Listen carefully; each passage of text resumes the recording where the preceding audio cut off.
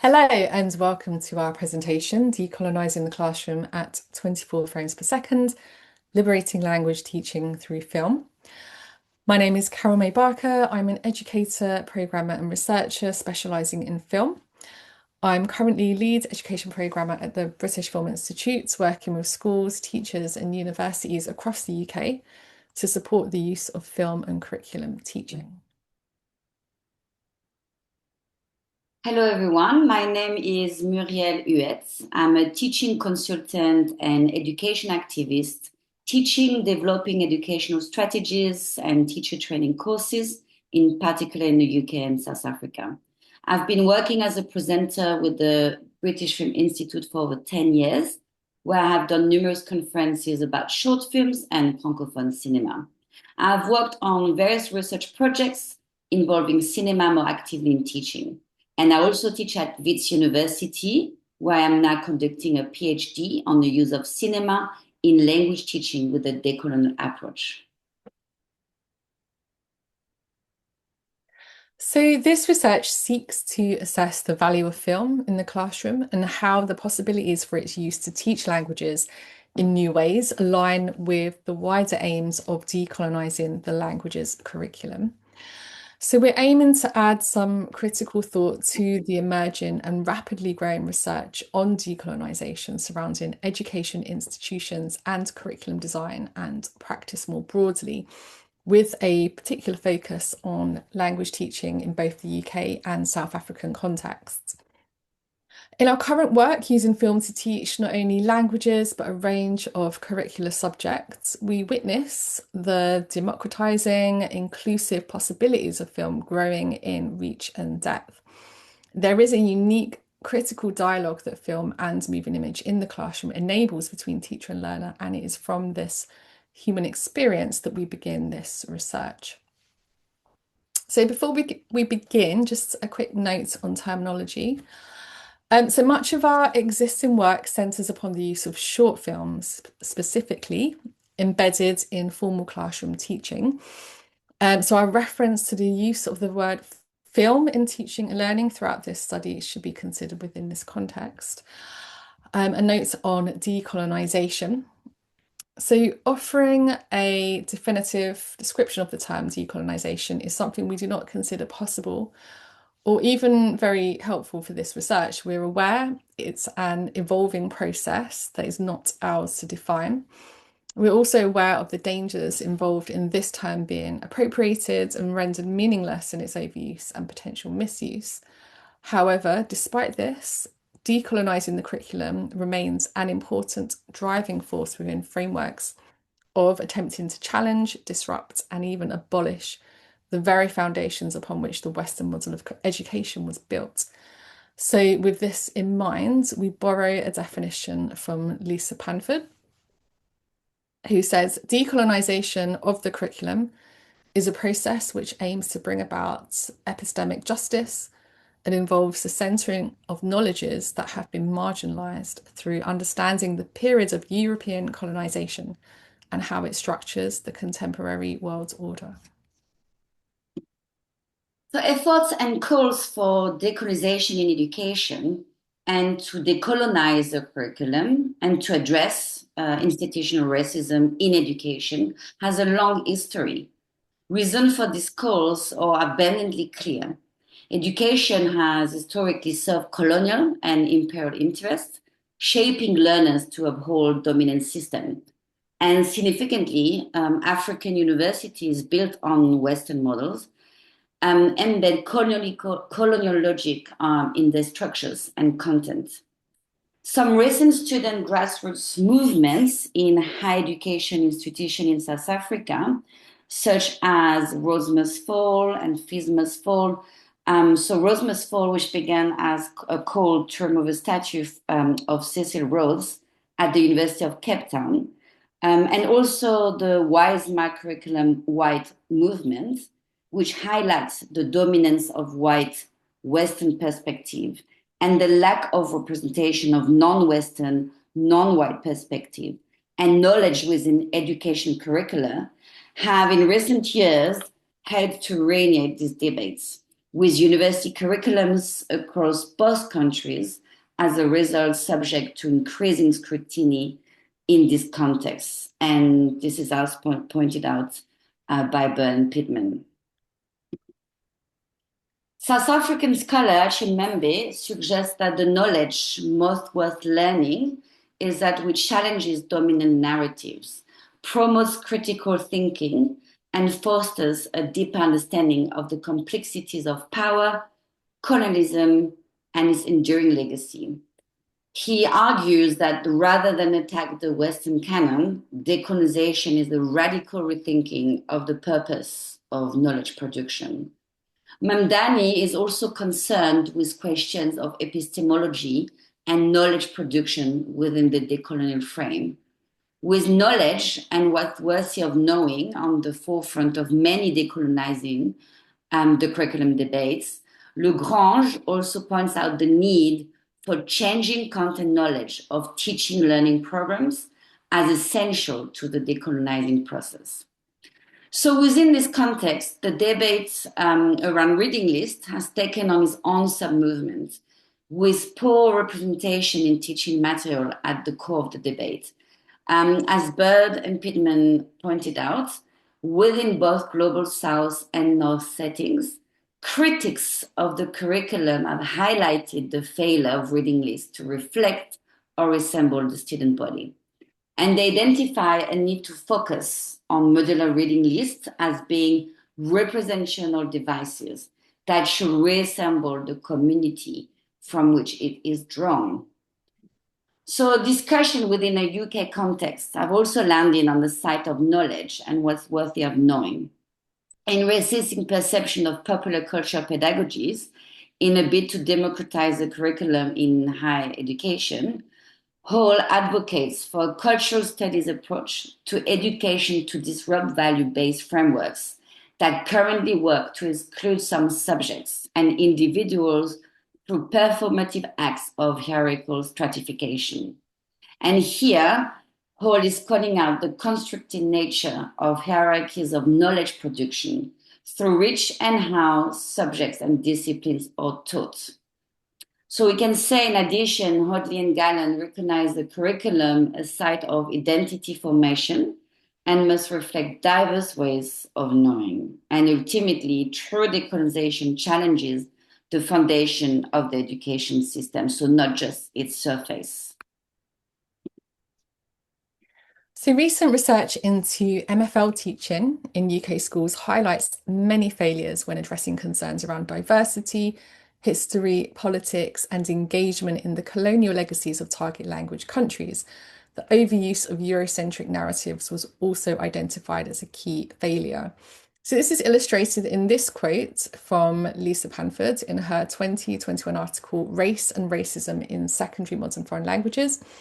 Significantly, she says that in MFL teaching, European literary texts are centered and Black narratives are virtually non-existent in textbooks, and where they are present, largely consigned to the topic area of festivals.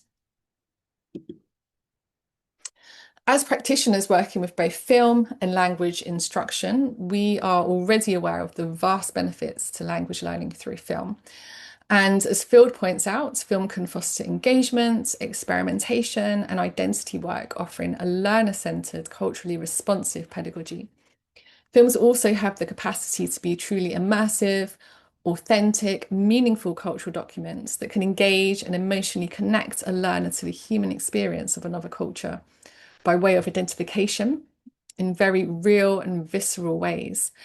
Donaghy also outlines the key benefits of film in language teaching to be motivation, flexibility, variety, authenticity, interculturality, and visuality. And these are benefits that we also believe offer huge potential for a decolonizing approach in the language classroom. So this research aims to seek how film is able to function as an intervention in decolonizing the language classroom, particularly aligned with Panford's suggestions for incorporating the histories and culture of the target language countries and the need to review teaching materials, including texts, to include meaningful representations and which challenge racial stereotypes. For this research, our focus lies with examining the limitations and biases of the current curriculum, as set forth in the UK's National Education Union's decolonisation aims in terms of rethinking knowledge and content production in a language classroom, both in the UK and South African education contexts. So, in addressing both the need to consider the power inherent in curricular texts to ascribe value systems and hierarchies, and the need to adopt more inclusive pedagogies, film as a tool to teach curriculum subjects may be able to offer a more inclusive approach that aligns with such debates, particularly around reassessing the value of existing pedagogic tools and where more inclusive textual interactions can be made in content design and delivery. Our focus also lies with decolonising the classroom and how this differs somewhat to decolonising the curriculum. This is because in language teaching, films as set texts are not currently included on the curriculum pre-Key Stage 5 in the UK. Therefore, our approach is to look at a workaround within the limitations and biases of the curriculum to enable the classroom to move towards being a more decolonised space. To carry out this study, we've chosen two separate case studies in different contexts to enable a wider approach to this work and to consider common themes and outcomes that we hope will go towards considerations of a more global outlook to decolonising practice and understanding within education. Our two case studies are Mandarin teaching in the UK and French language teaching in South Africa. And we are applying a mixed methods approach, combining textual analysis, qualitative and quantitative research. So our first case study looks at how film may support centering modern cultural experience in Mandarin language teaching. So Chinese Mandarin is a relatively recent entry into the UK's curriculum's MFL, Modern Foreign Languages subject area, to stand alongside French, Spanish and German as popular language options for schools from Key Stage 2 to 5. As other European languages share more Western cultural norms with the UK, Mandarin language teaching is a vital gateway into learning about Chinese culture for UK learners. Cultural traditions are a considerable focus when connecting UK learners to Chinese culture in Mandarin classrooms. Curriculum topics under these themes, such as family and festivals, can often lean towards more traditional configurations of Chinese life in these contexts. Likewise, Chinese culture in the UK mainstream is often represented via historical dramas, martial arts, and dynastic fantasies that lean quite heavily into Orientalist and Western constructions of China and Chinese people and culture. So, for example, the Chinese film pictured here that achieved the biggest box office success in the UK was Ne Zha 2. In the last 20 years. And Ne Zha 2 is an animated fantasy set during the Shang dynasty that combines the visual spectacle of historical legends and martial arts. So amid the popularity of films such as this, there is little space in the mainstream for more modern, realistic human representations of diverse Chinese voices and experiences. It's important, therefore, to create spaces in the Mandarin language classroom where such stereotypes of Chinese culture and people can be subverted. And a need for classroom texts that show positive, diverse, meaningful representations is a crucial intervention for challenging these existing stereotypes and offering learners the opportunity to connect to modern Chinese experiences. So showing modern Chinese films in a language classroom provides an opportunity to decenter the Western subject in language learning and center Chinese subjectivity due to the opportunities inherent in film being closer to cultural immersion, especially when viewed in a cinema. Taken a film from the Mandarin Schools programme at the British Film Institute, which is delivered in partnership with the UCL Institute of Education Confucius Institute. The short film What is Pepper is an example of how film can intervene with meaningful representations in language teaching. So What is Pepper is a China-produced Mandarin language short film First shown in China in 2019. The film is about 6 minutes long and is available to watch for free online in the UK and therefore very accessible for classroom teaching. The film centers on a character called Liu Bao, who lives in a remote mountainous region of China. Anticipating spending Chinese New Year with his adult son and his family who live in the city, he speaks to his young grandson on the phone and asks him what he would like for a New Year's gift. When his grandson asks for pepper and then the phone loses connection, Liu Bao embarks on a journey of trying to find out what this mysterious pepper actually is so he can fulfill his grandson's wishes. So, as a text that can teach curriculum outcomes, What is Pepper remains a useful film to show learners representations of families and New Year traditions and festivals. However, on Liu Bao's journey, we, the audience, also learn about the disconnection that he feels to his family in the city, symbolised by the lack of mobile phone reception in the mountains and the vast cultural disparity between the lives of people living in rural China and their urban counterparts. We discovered that Chinese New Year is the one time in the year that many separated families reunite and spend time together, and the emotional weight that New Year can often bring. Therefore, the film also offers more meaningful representations via a main character whose life and journey reflects a particular human experience in modern China. And there is opportunity here to open valuable critical discussions with learners about real and important concerns affecting families in China today. So, how can we approach using films to support linguistic skills as well as cultural knowledge? So, classroom activities that embed film as a cultural learning tool through breaking down the film as a text, such as exploring how film uses certain cinematic techniques to tell its story, offer the intercultural communication that has potential for meaningful representations to flourish in the language classroom. So, here are a range of speaking, listening, reading, and writing activities. And these are examples of classroom activities and the skills and the knowledge that they can support. Activities such as these can be adapted and built upon when approaching using any film in any language teaching context. So that concludes case study 1. So I'm going to hand over now to Muriel for our second case study. Thank you so much, Carol May.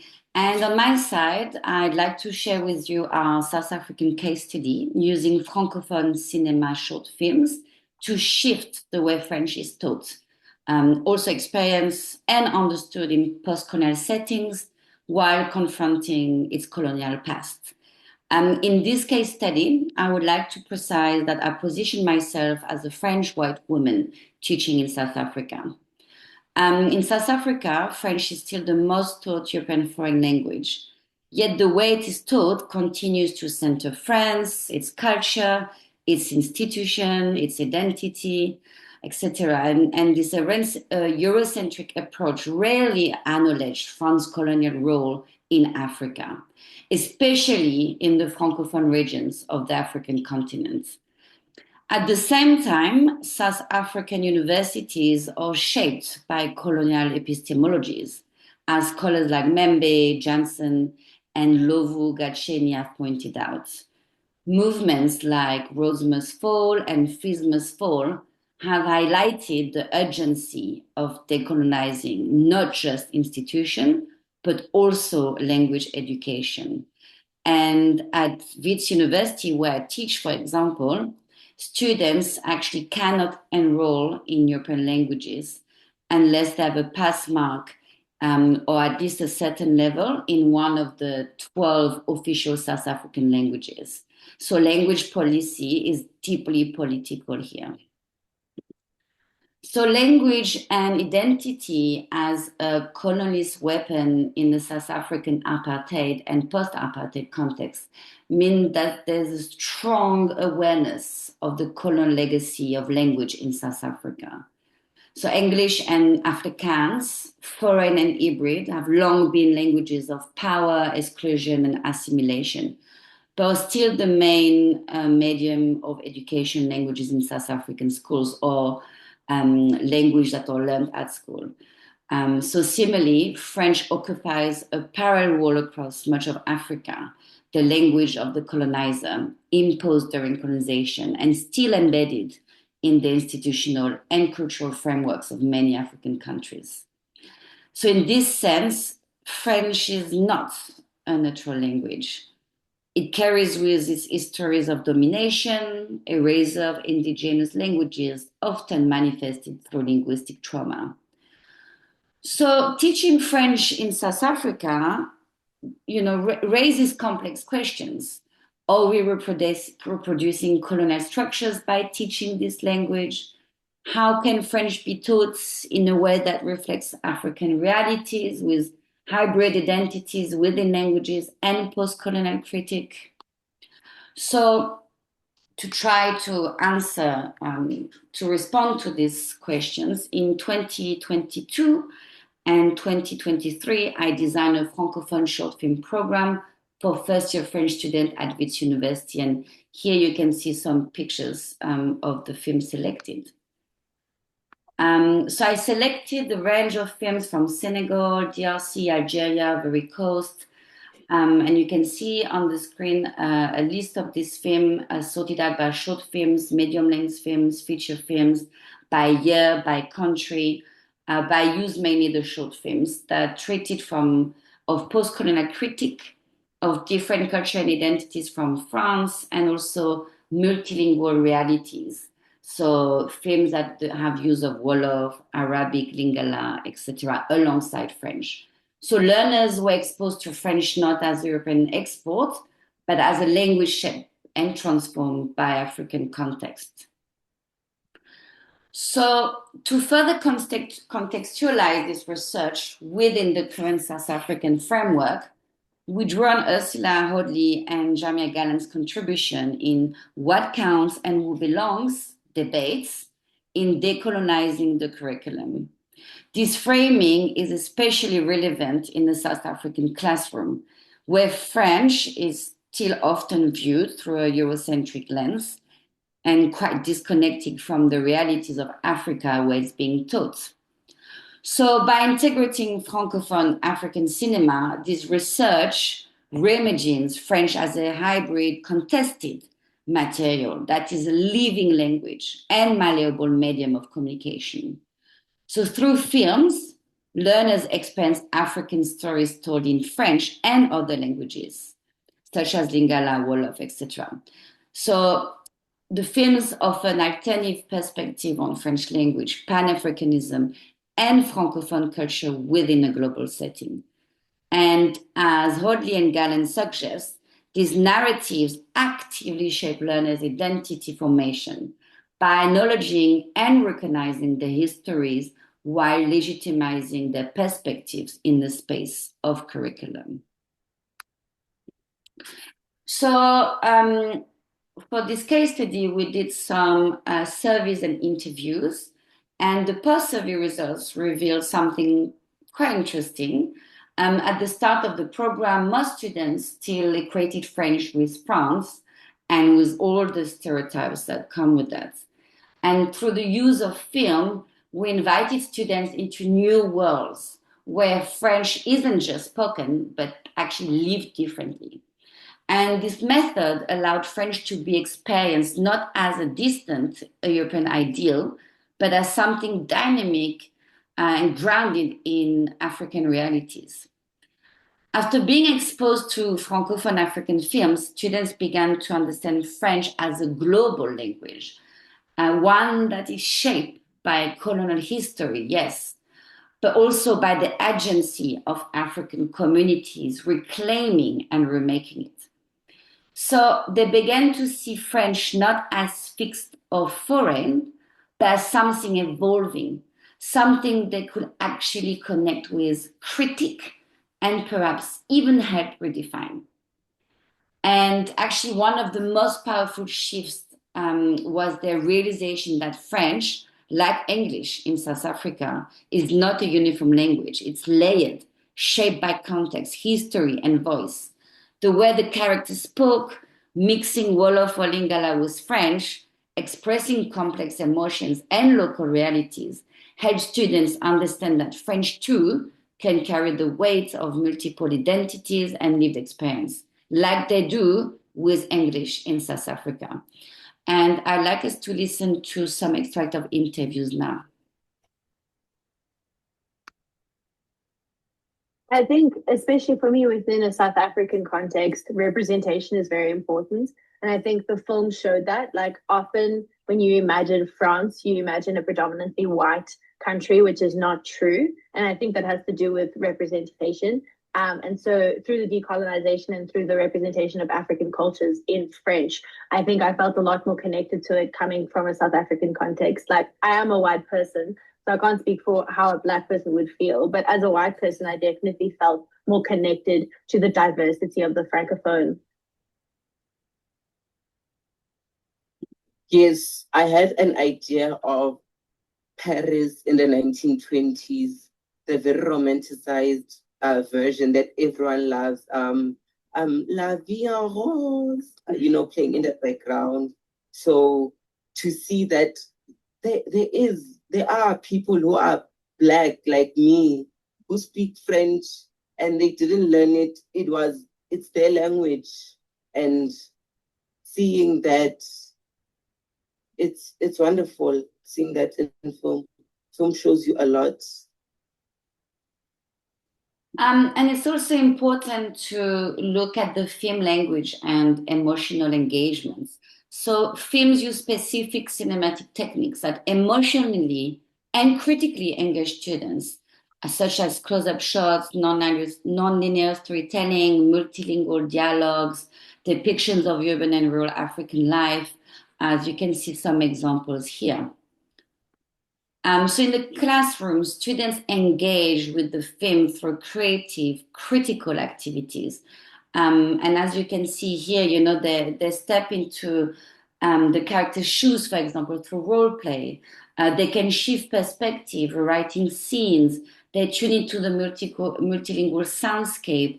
They imagine the story beyond the screen. So through these activities, students learn French, not just as a European language, but as a living African story with empathy, creativity, and agency at the heart of their learning.